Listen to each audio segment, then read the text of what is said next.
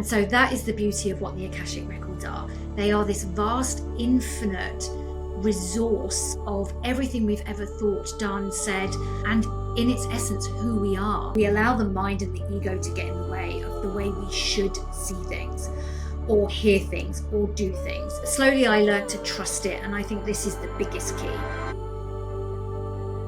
Natasha Nicole Harris, welcome. Thank you. Thank you so much, Lily, for inviting me on the podcast. I'm delighted to be here. Yes, and I'm so excited to talk about the Akashic Records. And to jump right in, I want to know, what are the Akashic Records? Is it this library? Is it a physical place that you go to? What is it? Yeah, so that's a really good question, actually, because I think a lot of people do identify with it as a library, somewhere where we go and we can open up all the books of our own life, and we can rummage through them, and we can change our script. And a book is a beautiful analogy, actually, for many people, because, you know, the future of our future selves is not quite written yet. Not everything, I don't believe, is written in stone. So we are writing the new chapters. So a book is a beautiful analogy. But for myself and many of my clients and many of the people that I guide through the Akashic Records, actually it doesn't appear as a library. So very often people will think, oh, I'm doing something wrong because it's not this traditional library that I go into. I go into this other etheric space, and, you know, journey through that. So for those listeners who don't know much about the Akashic Records, lots of people always say to me, oh, I've heard of this thing, and now I'm like really curious and I want to know more. So if it's something that's been coming on your radar, or you're here and you're listening to this, it's quite normal that once the Akashic Records call us, it is this curiosity that opens to want to know a little bit more. But in brief, because the Akashic Records are vast and infinite, there's no edge to the Akashic Records as I see it. But if we think of everything as energy, like, this is going back to basics, and I think it's always a good place to start for so many people, because even if we do journey in the Akashic Records, we might always not know what we're journeying into. So if we think of everything as energy, everything we say, think, do, and act, like everything we do has an energetic resonance that we put out into the universe.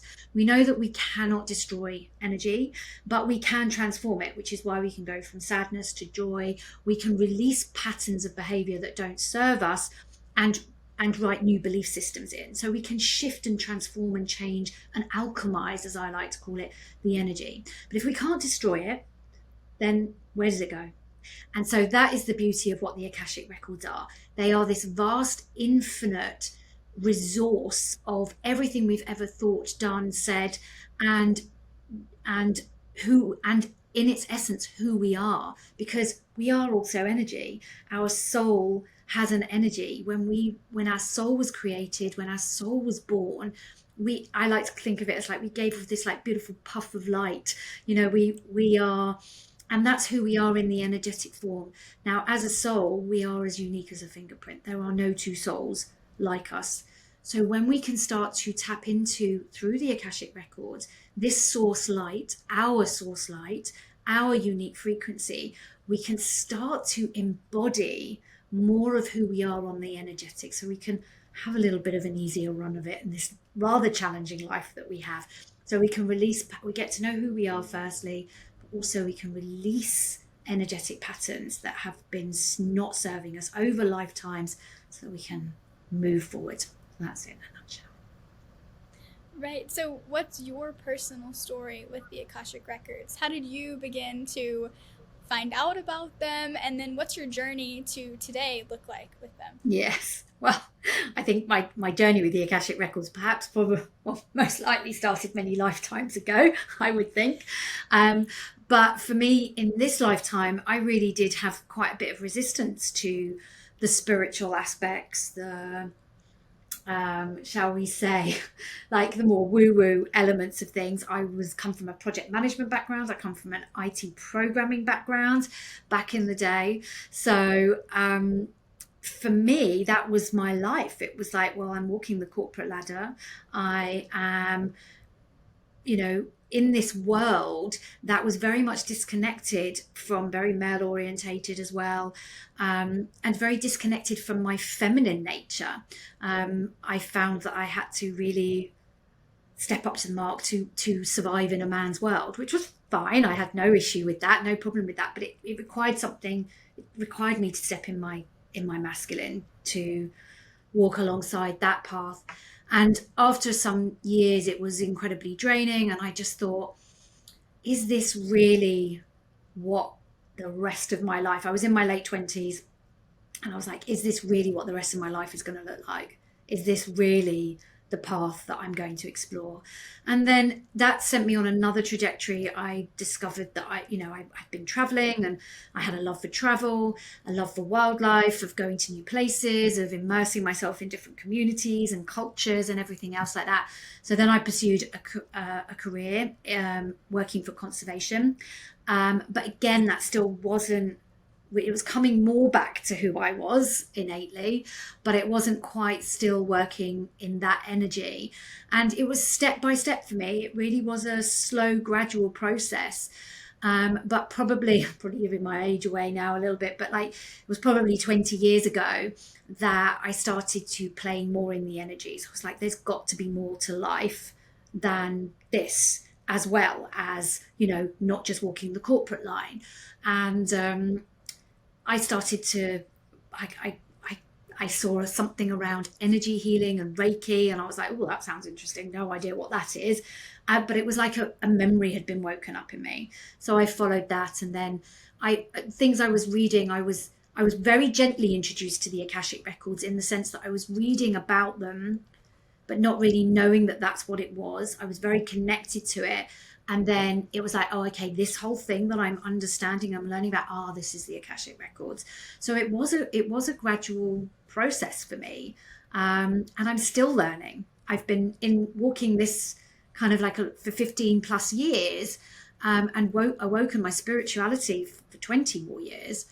But it's still a journey that I'm on, and I'm excited to see where that takes me, because I believe we still only know a smidge of this other world and these other energies, and we're still learning, and we're still growing, and we're still experiencing ourselves through these other energies. So I'm excited to see where this knowledge, and it's moving rapidly, but I'm excited to see where that takes us. So I'm not done, not there. It's an ever evolving process. That's beautiful. And so whenever you go into the Akashic Records now, what does that process usually look like for you? Do you see things? Do you hear things? How do you know that you're in the Akashic Records? So that's a really good question. And again, this is something that has really evolved for me. So a lot of my clients, a lot of the practitioners that I train in the Akashic Records say to me, but I'm supposed to see it like this, or I'm supposed to receive channeled wisdom like this, and I'm really struggling. And it's like we allow the mind and the ego to get in the way of the way we should see things, or hear things, or do things. And we have all the clairsentient, auditory, clairvoyance, and all of these things. And my journey has also evolved. So I was always very clairsentient. I would just feel things. I would know things. I would have a sense of things. And I'd be like, I don't really know where that comes from. But slowly I learned to trust it. And I think this is the biggest key, is that we have to lean into trusting with no evidence, much of the time, that something is right, a nudge, an intuition, or a knowing about somebody, and how also to relay that information. So I'm all in my practitioner course, I'm very mindful about, we're not just here to give people information, it's how we deliver with permission, as an invitation that we have some information and wisdom to share. But I have developed that. Now I hear things. So I literally have to talk to my guides, who are usually in my left shoulder, and say, look, hang on a second. You just need to quiet down for a minute. Quiet down. I need to just process what I've just been given. Give me a second, shush, and let me catch up here. So I hear things. I also still feel things and see things, but I I receive a lot of visuals as well. So a lot of my work is guiding people through meditation and activation. And for me, activation is very much around waking up the cellular memory in our DNA to our power and who we are. So I am given that, and I have to step out of the way and allow that channel to come through to communicate it in a way that can be received by others. So it comes in all sorts of different ways. Some people feel like itchy palms, or, you know, like little tingles or somewhere.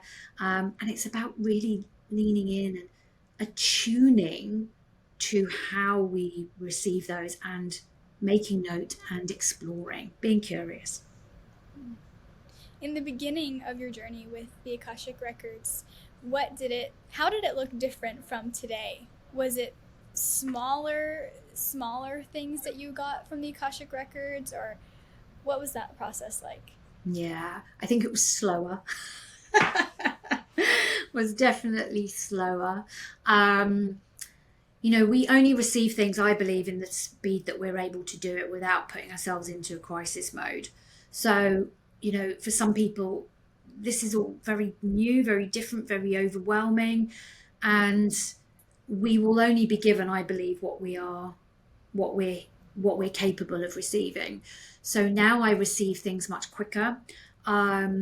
I trust it much more easily because I have so much evidence to back it up, having done hundreds and hundreds of readings, guided thousands of people through activations. So I feel like it is a process. It's a gradual process. The speed, we can dictate that. So a lot of people fear the gifts, and I say just take a breath. Like, if you're receiving information and it's creating fear within you, just do what you can. Like, go at it slowly. There's no rush at all. So I think my journey at the beginning was one of, I think it started with like, oh, what is this? Curiosity, to then going, oh, crikey, what is this? This feels a bit scary, to then not really being able to ignore the nudge. It's like once we open a door, we can't close it down again. So I think that once that door was nudged open for me, then I think I started to say, okay, I need to go a bit more slowly. And I think if somebody had told me even a few years ago, oh, you'll be teaching people how to read, I'll be like, don't be ridiculous. Like, that's never going to happen. But you follow the nudges. It's like this gentle, guiding little push. Occasionally it ends up a shove when we really don't listen. But the trick is really to listen, to practice, to explore more, and be open to receiving more in new and different ways. And that's why I said, you know, before, it's like, it's exciting to see how this information will change and how much more we will receive, not just for me, but collectively, as we evolve as humanity. Absolutely. I'm excited to see it too. Yeah. Unfold. Yeah. So you said that you are able to see things visually or feel or hear. So how are you able to separate your own voice from that of the Akashic Records, or what's coming in from your own self to what's coming in from outside of you? How do you separate that?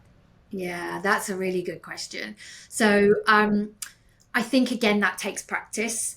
It is really understanding and discerning that voice. I would say to anyone that is new or newish, or has these abilities but is afraid to use them, the quieter, more gentle, loving, compassionate, empathic voice is generally something either from our higher self, our intuition, our guides, through the Akashic Records. I kind of think it's layers. We are our Akashic record. You know, there is no separation between me in the physical realm and me in the energetic realm. We are the same. So we always have this connection. So it's a bit like a friendship. It's about developing that channel, that relationship that we have with self, and to receive that information. So it really is around like allowing ourselves to trust in that.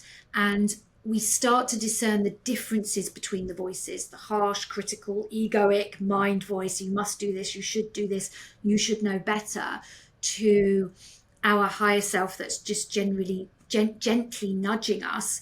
And then when we tap into other people's records with permission want to caveat, because it is not our exclusive right as practitioners to just delve into someone else's record. When I'm out with people, I never, like, I'm having a human to human interaction. And maybe on a soul level, but I'm out of that. I don't work in that realms consciously. So it really is about discerning. So when I'm actually in someone's record, it will be interesting because it will be perhaps a slightly different voice or a slightly different way that I receive information than I do for myself or from my guides. So because it will be very specific, it will be very intentional about what I'm asking. So does that make sense? Yes, it does, absolutely. Yeah. And with the visuals, you get visuals. So how do you differ that from your own imagination? Yeah. How do I explain that in words? That's what I'm thinking. It's not like it is. There is a difference, and I think it's a feeling sense. Because when I go into a dream state, or when I'm imagining things, or I'm daydreaming, or I'm visualizing for myself, there's a very conscious process, I think, in that. There's, I've tuned out, I'm daydreaming, I'm like, I'm in this space. But when I'm receiving information, I'm usually engaged in something. I'm very much here.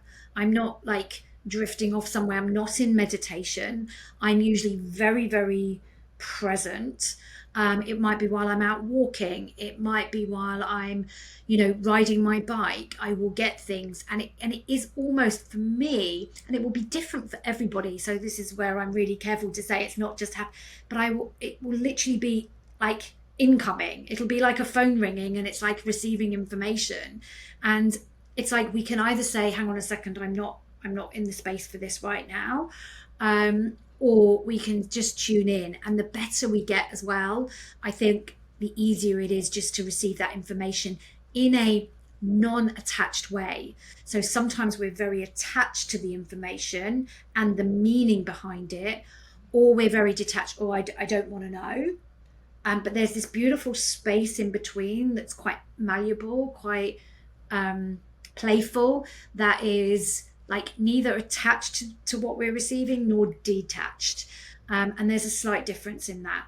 So I think that's where I get to play when I'm cooking, when I'm, doing something, when I'm just being creative. Writers will very often be receiving from that channel when they're in that state of flow. They'll be writing, and they'll just have a chapter down on on some pages, and they'll be like, well, where did that even come? Or we'll write to someone and we'll read it back and we'll be like, I don't really even remember writing that, but it's good. Or we'll say something like, I'll be on a podcast and someone will say, can you tell us something? And then they'll be like, can you repeat that? And I'll be like, no. And then I have to engage my brain and go, what did I just say? So does that help to make sense of it? It's like, it is something that we get better at as we practice. Mm-hmm. Yes, and it does make sense, because I've experienced this myself, that people, we unconsciously go into and access the Akashic Records without even realizing it. It's just an innate ability within ourselves. So you're saying you don't have to access the Akashic Records just through meditation. It can be as you're cooking, like you said, or taking a walk, or just being very present in the moment with yourself. Yeah, I think presence with everything in life is absolutely key. Like when we try to force something, think our way through something, we're not really present. We're just focused on this teeny tiny pinpoint that's right in front of us. I want this outcome, I want this information, I want it this way. And that's not presence, that's force. And so I think the key word, as you just said, it is presence. Is being in an open, receptive state of presence. Got it. And so, for the people who are first accessing the Akashic Records, do you have any advice for them? Should they have extra patience for themselves? Should they expect to access the Akashic Records on the first try? What does that look like? Yeah, so that's really interesting. So yeah, I'd say patience for sure. Again, because I think we're focusing from this egoic place of I must do it and I must receive it this way. So to say anyone who is kind of has a sense that there is something more and understands this is like take your time, be playful. Like this is the biggest thing I come back for. Have respect for what you're doing. It's like a relationship. You don't always want to be the joker. You want to have respect in a relationship and know when to be serious at times and take responsibility for things. But there is an energy of playfulness. The Akashic Records is not serious. My guides definitely are not serious, and this is coming from someone who is a recovering like serious person. Like I used to take everything so serious to the nth degree. It was like if I said I do, and there's still something, being true to your word, but I used to take everything so seriously. I was very rigid in my boundaries. I had no boundaries, and this is what the Akashic Records really have taught me through the work. Is like life is here to have fun. Like we are here to experience ourselves through this beautiful body that we've been given. Doesn't always work as well as we want it to at times, but there's something about having fun, being compassionate with self, coming back to the things that are important: connection, love, kindness, and allowing ourselves to enjoy life. We're not here to learn hard lessons, to walk the hard path. We are here to experience ourselves and like go easier on yourself. Like no one wants you to have like a treacherous life that's full of hard work and hard lessons.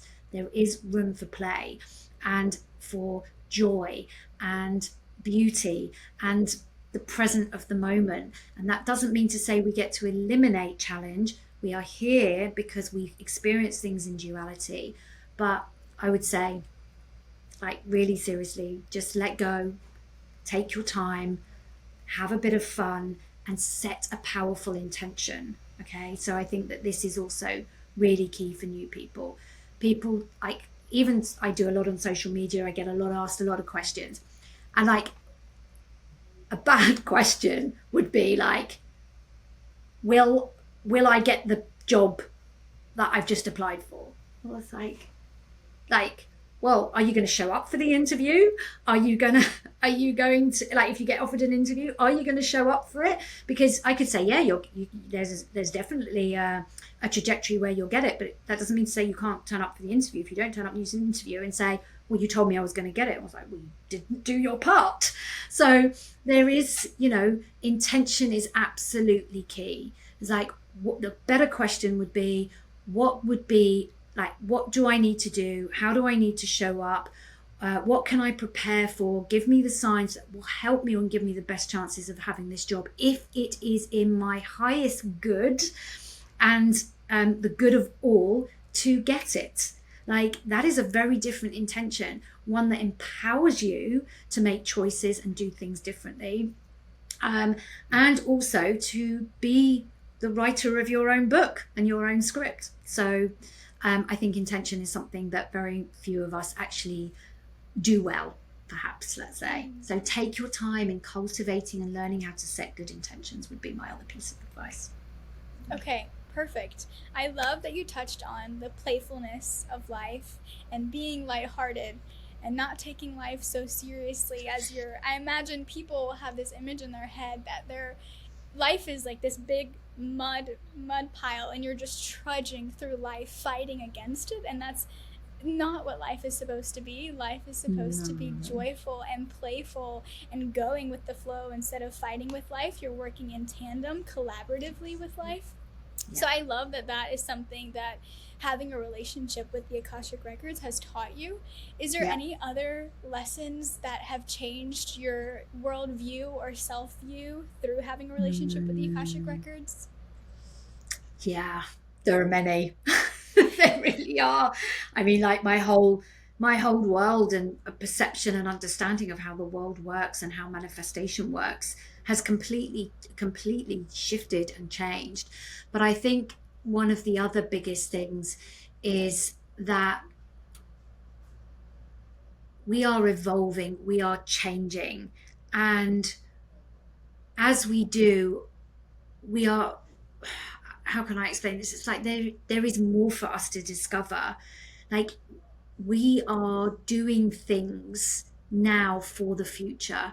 I think the biggest thing for me is that I've really let go of, I'm on, like, my soul mission is to touch 1 million lives with the Akashic Records. Let's see if we get there. But, you know, it's a big, bold statement, but it's like, I can still do that in throughout many lifetimes to come. I'm not in a rush to get it done now. And I think this is the biggest thing I'm learning in my human, is to say, I don't have to do it all now. I don't have to do it all this week. I don't have to do it. This is something we are doing for the longevity of humanity, the collective consciousness. We're shifting things, and we have to do it for ourselves first.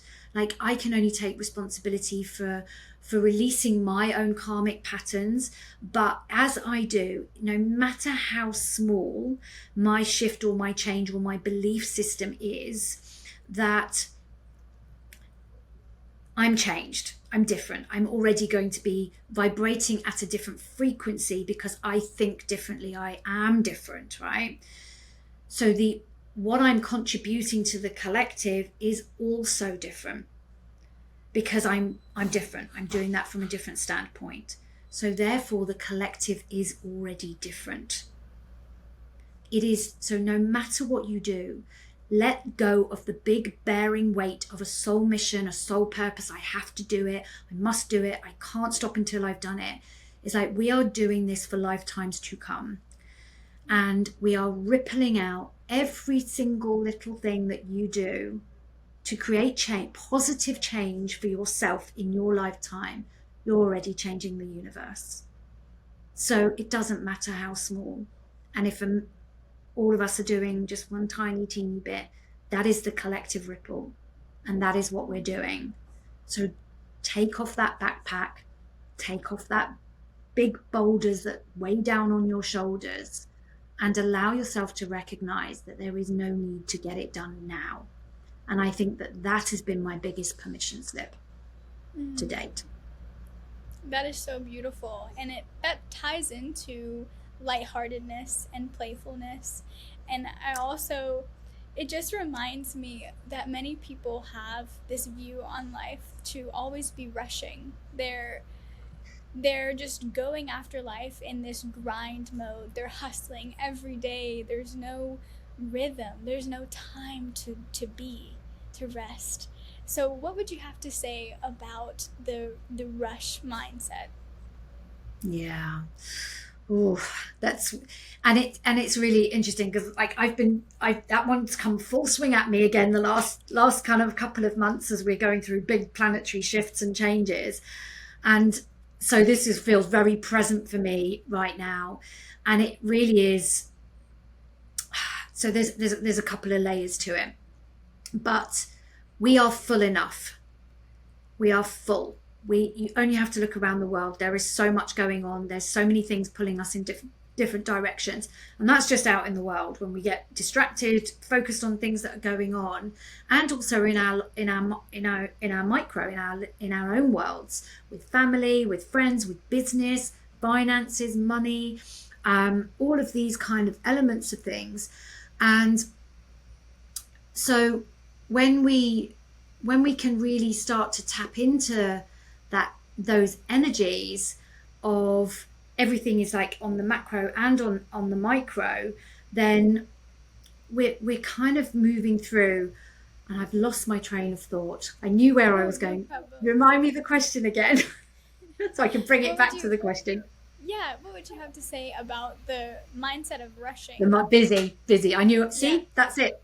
This is okay. So beautiful, perfect example, right? I started going down a thing and I'm like, what are we talking about? So there is a reason why everything happens. This is beautiful. So we have so much in our worlds. We are holding so much, and we can easily get distracted.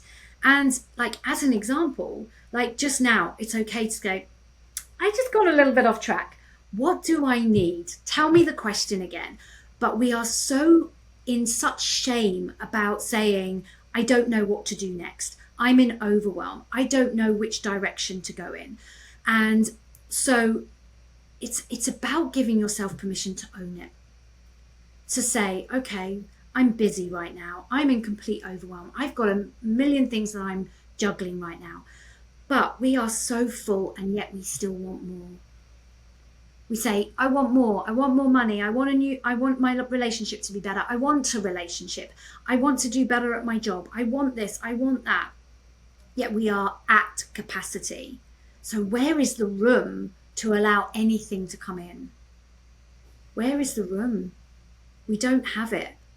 So little bit by little bit, it's about just letting that bit go. I had to just let go of that train of thought where I wanted to go and just say, okay, put that down, because we're having a conversation here and I was asked a question. So it's about coming back again into the present moment. There is so much going on. Allow yourself and give yourself permission to slow it down. In order to receive more, we have to have space in order to receive it.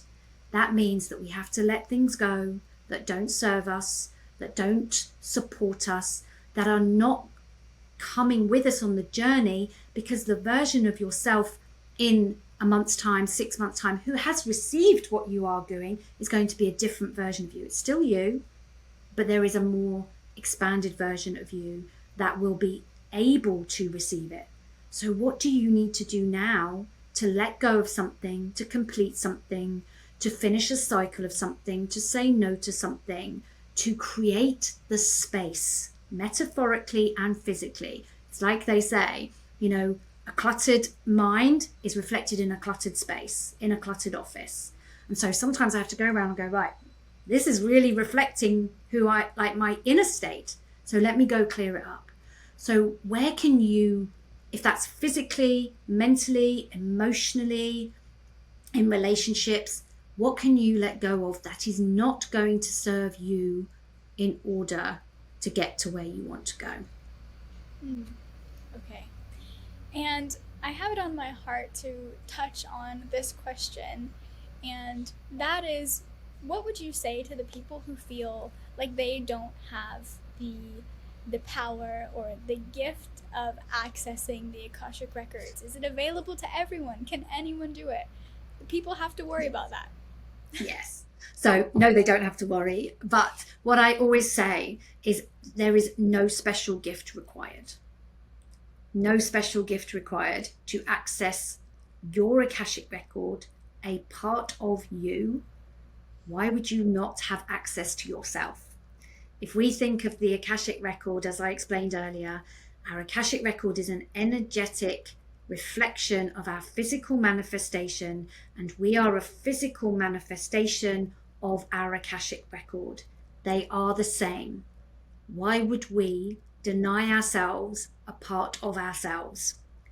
Our records will always give us the information that is going to support our next step. It may hide some information temporarily because we're not ready for it. But we always have access to information that is going to support us to the next step. So really, truly, no special gift required, just a number of skills, a couple of understandings. It's a big concept to wrap our heads around. So there's just a learning process. It's like with anything, yoga, meditation, it's all a practice. And so that's the invitation. Are you ready to access the Akashic records? Your Akashic record? Are you ready to create a practice and improve your relationship with yourself, your higher self, that version of you that's here to support you, guide you, nourish you, and help you along the journey?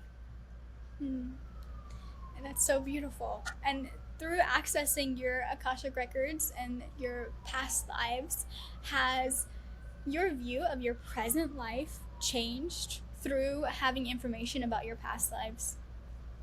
Oh, absolutely. Like I would not be here today in the version that I sit here had I not had that understanding of why I repeat certain patterns of behavior, what root lifetime that pattern was created in. And we only have to really think about, if we go back over history, especially as women, but for men as well, very much so. But we have not had the easiest life. It was not safe for us to express ourselves in our truth, and truth is our truth, right? Not the truth, in our truth. It wasn't safe to speak up. It wasn't safe to go against the norm, against the grain, to go against community, to go against religion, the state, and say, I don't agree with this. Like, we lost our lives over it. We were burnt at the stake for having spiritual beliefs. We were imprisoned, killed, murdered, disappeared because we spoke up against the powers. And having power was not recommended. Being powerful was not recommended. It was saved for the few. And so when we understand what we have experienced before, so much in our present life makes sense. Like, these things are not, for many of us in the West, not everywhere in the world, some people are not safe, but we are perceived to be safe. So where we spoke up in a previous life and we were perhaps burnt at the stake for speaking up about spirituality and witchcraft and herbal remedies and medicines and, things like this, there's a very strong correlation why actually many of us who are out on social media speaking up feel like we're about to die. Like, it really is like a chain around our neck or a noose around our neck, or we feel like we're literally at threat. So I don't think, I've done a lot of release work around those kind of past lifetimes for me. And 5 years ago, again, if somebody had said you'd be quite comfortable sitting on podcasts, going live on Facebook, going live on Instagram, no script, nothing, channeling information, be like, don't be ridiculous. That's the most scariest thing in the world. And I love it. I absolutely love it. And that is as a result of me being able to release those past life associations and binds and patterns and rewriting my future. So yeah, absolutely. There are a number of examples. That's just one of them. I was this shy kid at school that would be like hiding behind things, like I'm not here, I'm quiet, I'm in the background, no one can see me. And now look at me, very, very different. Right. So beautiful. Thank you so much for doing that work and for healing yourself, and that has allowed you to be who you are today and to have this conversation with me right now. And yeah. I'm really grateful to you that you committed to doing the work. That's beautiful. And so I have one last question for you today. Yes. And that is, how do you use the Akashic Records for other people and accessing their Akashic Records? Yeah, so that's really a great question, because that requires another level of trust again, because obviously but sometimes reading our own records is actually also very hard, because we can't see what's right in front of us. So I actually do go to other healers and practitioners as well, because sometimes I just can't see what's right in front of my face. I'm like, what am I doing? Like, where am I going? Like, what's getting in my way? And I just can't see it. So being able to do readings for other people is such a beautiful witnessing, such a beautiful gift for people to be able to see what's gone on for them in the past. So I do have a practitioner course, but the difference really comes with a level of understanding about how to hold safe space, how to support somebody through it. Because again, we only have to think about past lives. Not kind, pretty cruel, quite traumatic. Like, these patterns were created through trauma. So being able to feel safe and held with another practitioner. And I have had experiences where people have come to me and said, I've had a reading and I just don't know what to do with that information. It feels all too, and so there is that level of responsibility in that, and that's a big part of my practitioner course that I teach.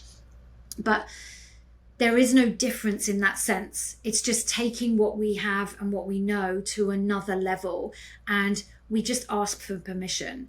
I always say, don't just go like looking in someone else's Akashic record because you feel you can help them, because you can see something that they can't. It's not your responsibility to heal anyone, to protect anyone, to do anything for anyone else unless they specifically ask you.